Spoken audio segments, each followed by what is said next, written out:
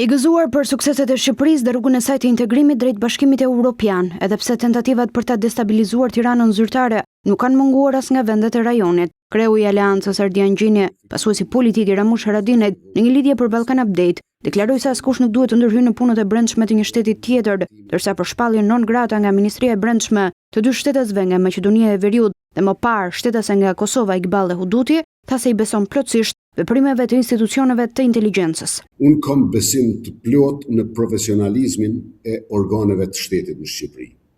Politika mundet me pas në një gabim strategjik e që unë nuk po e shoh për momentin. Mirë po, institucionet e rendit, institucionet e sigurisë, institucionet e inteligjencës në Republikën e Shqipërisë e kanë dëshmu vetën deri tash që jam të afta me kry punën e vetë.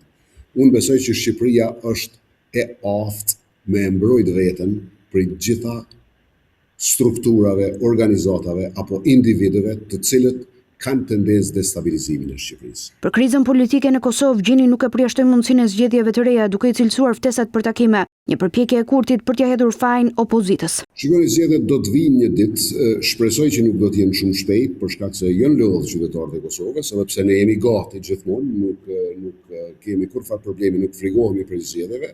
Dhe do të rritemi, shumë do të rritemi.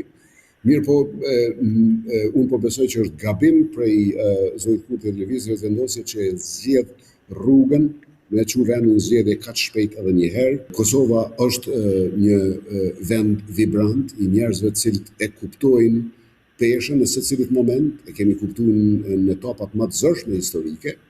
Qytetarët e Kosovës e duan vendin e vet, edhe ndryshimet do të shihen shumë shpejt.